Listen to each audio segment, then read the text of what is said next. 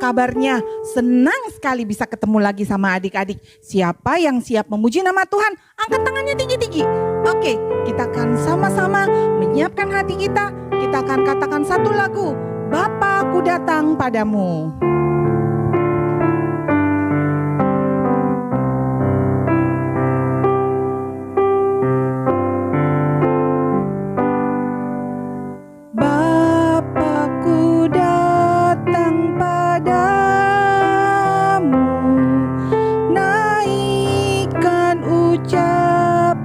Syukur atas kasih anugerah-Mu yang indah setiap hari. Dari depan sekali lagi. Bapakku datang padamu, naikkan ucapan syukur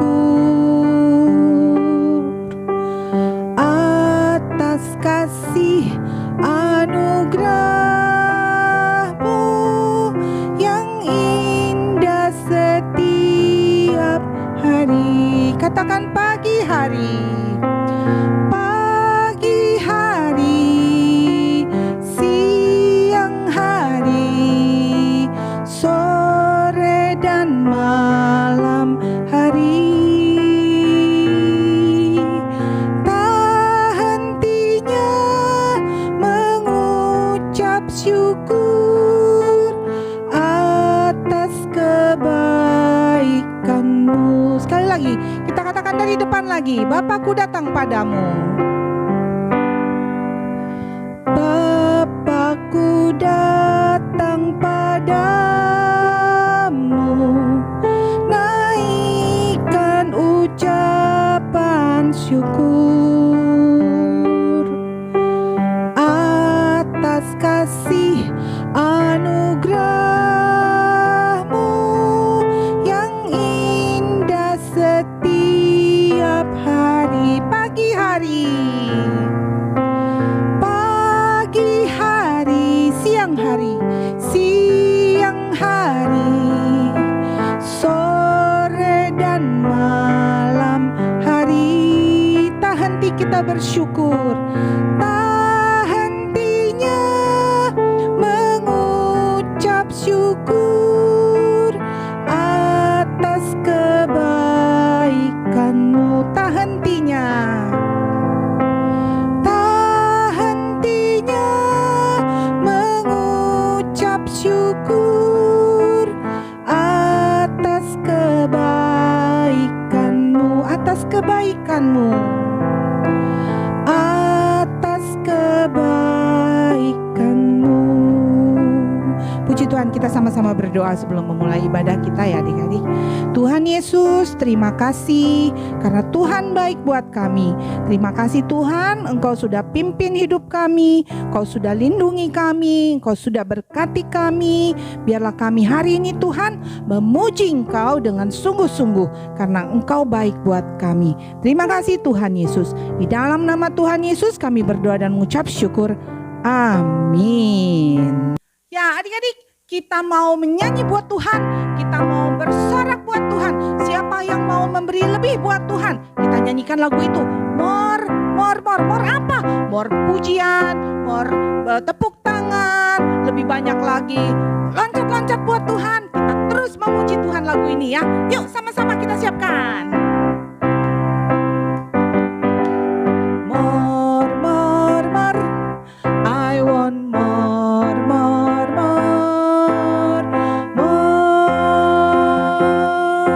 we praise you more, I want more,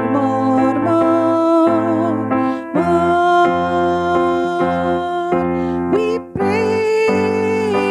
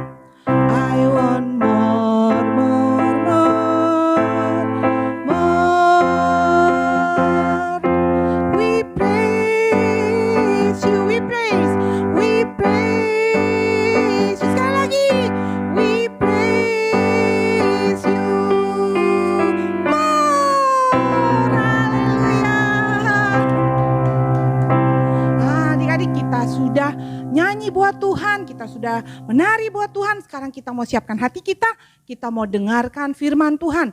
Kita mau berterima kasih sama Tuhan karena Tuhan sudah melindungi kita, memberikan kita berkat, sudah menyertai kita, sudah menyembuhkan kita buat yang sakit ya. Tuhan itu sangat baik. Yuk kita berterima kasih sama Tuhan kita ya. Kita naikkan satu pujian lagi. Bapa, ku berterima kasih ya. Bapa, terima kasih atas karunia-Mu. Hari ini ku datang naikkan pujian bagi-Mu. Bapa, ku bersyukur Kau angkatku jadi anak-Mu. Satu pintaku, beriku hati mengasihi-Mu sungguh lagi. Kasih-Mu, kasih-Mu bagai embun pagi, segarkan jiwaku. Cinta-Mu bagai matahari, menerangi jalan hidupku. Dari awal lagi adik-adik, kita naikkan pujian ini dengan sungguh-sungguh. Bapa, terima kasih atas anugerah-Mu. Hari ini ku datang naikkan pujian bagi-Mu. Bapa, ku bersyukur Kau angkatku jadi anak-Mu. Satu pintaku, beriku hati mengasihi-Mu sungguh lagi. Kasih-Mu Tuhan, kasih-Mu bagai embun pagi, segarkan jiwaku. Cinta-Mu Tuhan, cinta-Mu bagai matahari, menerangi jalan hidupku. Kasih-Mu, kasih-Mu bagai embun pagi, segarkan jiwaku. Cinta-Mu Tuhan, cinta-Mu bagai matahari, menerangi jalan hidupku. Menerangi jalan hidupku, menerangi jalan hidupku. Puji Tuhan, kita akan siapkan hati untuk dengar firman Tuhan. Yuk kita berdoa. Terima kasih Tuhan untuk pujian yang boleh kami naikkan, untuk hati yang boleh Engkau siapkan agar kami boleh mendengar firman-Mu. Berkati guru-guru kami Tuhan yang bercerita, biarlah firman Tuhan boleh tertanam menjadi rema di dalam hidup kami. Di dalam nama Tuhan Yesus kami serahkan semua kemuliaan, pujian dan hormat kami dalam nama Tuhan Yesus. Amin. Shalom adik-adik, selamat hari Minggu. Udah siap mendengarkan firman Tuhan ya? Semuanya duduk manis, kita buka telinga kita biar firman Tuhan ini bisa menjadi berkat. Nah, Kak Chelsea hari ini mau cerita tentang salah satu tokoh Alkitab. Nah, minggu kemarin kalau adik-adik menyimak kan Kak Edo sudah menceritakan tentang Raja Daud juga ya. Tapi Raja Daud ini diceritakannya tentang kemurahan hatinya yang tidak membunuh saudara-saudara dari lawannya yaitu si Absalom, tapi Raja Daud malah mengampuni mereka. Nah, tapi Kak Chelsea hari ini mau menceritakan tentang Raja Daud di sisi yang berbeda. Kak Chelsea di sini mengambil dari 1 Raja-Raja pasal 1. Di sini menceritakan tentang hari tua Raja Daud. Nah, Raja Daud ini kan semakin hari semakin bertambah umurnya dan dia pasti suatu saat akan dipanggil Tuhan, sehingga dia berpikir siapa yang akan menggantikan tahta kerajaannya. Nah, terus Raja Daud ini memiliki salah seorang anak, dia bernama Adonia. Adonia ini merasa kalau dirinya itu pantas untuk menggantikan Raja Daud setelah nanti Raja Daud sudah dipanggil Tuhan. Nanti adik-adik lihat di 1 Raja-Raja pasal 1 ayat 5, Adonia ini bilang, lalu Adonia anak Hagit meninggikan diri dengan berkata, aku ini mau menjadi raja. Ia melengkapi dirinya dengan kereta-kereta dan orang-orang berkuda serta 50 orang yang berlari di depannya. Di sini Adonia ini merasa, wah saya di sini paling pantas untuk menggantikan Raja Daud.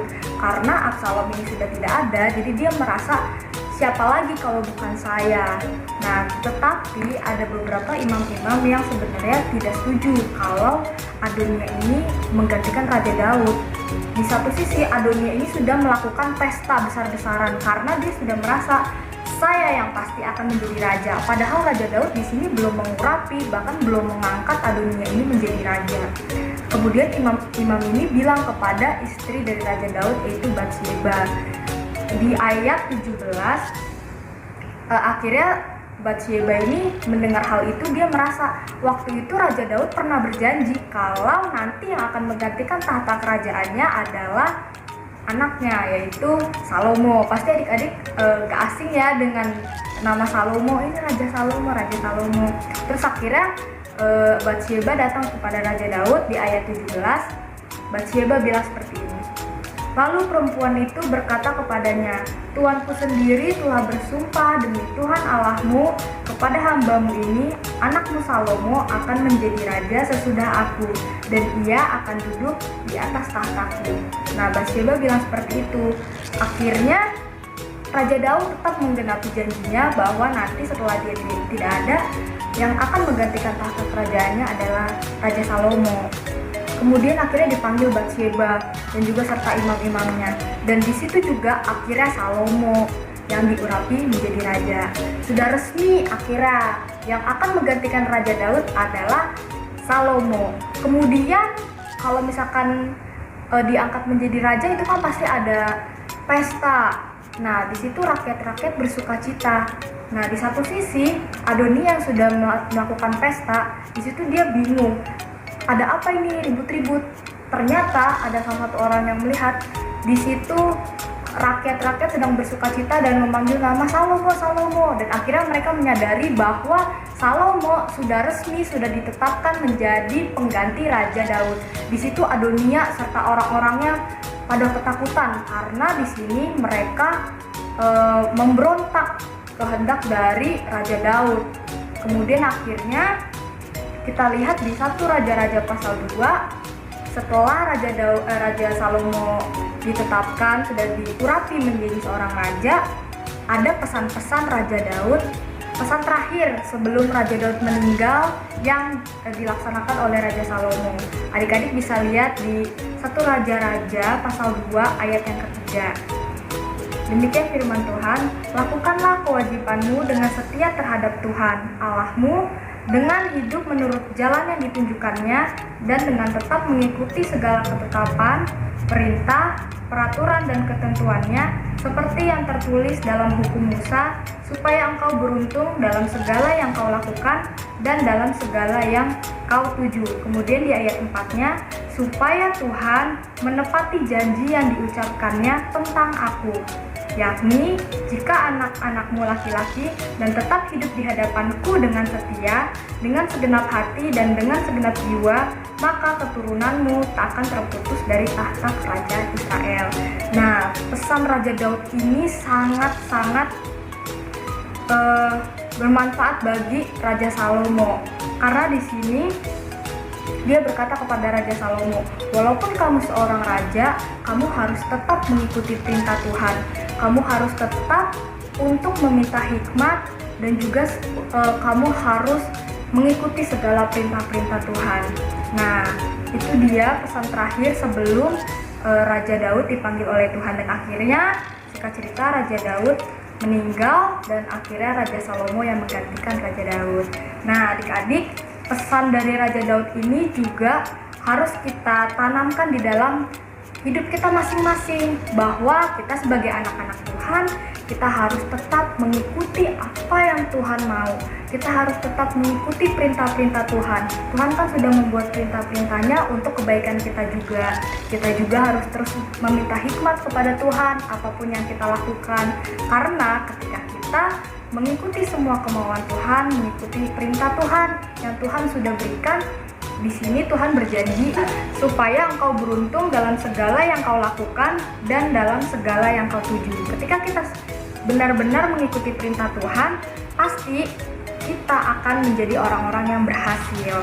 Nah, adik-adik, itu dia cerita tentang kesetiaan Raja Daud dalam mengikuti perintah Tuhan. Kemudian kita sekarang mau mulai ayat hafalan ya. Ayat hafalan hari ini kita ambil dari Yesaya 46 ayat 4. Sampai masa tuamu aku tetap dia, sampai masa putih rambutmu aku menggendong kamu. Aku telah melakukannya dan mau menanggung kamu terus. Aku mau memikul kamu dan menyelamatkan kamu. Coba sekali lagi ya. Yesaya 46 ayat 4. Sampai masa tuamu aku tetap dia, sampai masa putih rambutmu aku menggendong kamu. Aku telah melakukannya dan mau menanggung kamu terus. Aku mau memikul kamu dan menyelamatkan kamu.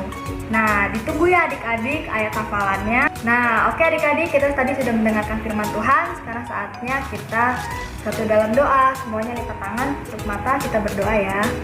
Tuhan Yesus, terima kasih untuk firman-Mu hari ini. Biarlah Tuhan Engkau ajar kami seperti Raja Daud. Kami boleh Tuhan setia dalam mengikuti Engkau, mendengarkan segala perintah-Mu di dalam hidup kami. Supaya Tuhan kami percaya masa depan kami indah di tangan-Mu Tuhan Yesus. Kami berdoa untuk kami Tuhan Yesus dalam sekolah, dalam apapun yang kami lakukan. Kami juga berdoa untuk keluarga kami, kesehatannya terus Tuhan Yesus berkati. Terima kasih, hanya di dalam nama-Mu kami telah berdoa dan kami mengucap syukur. Haleluya, amin. See you adik-adik.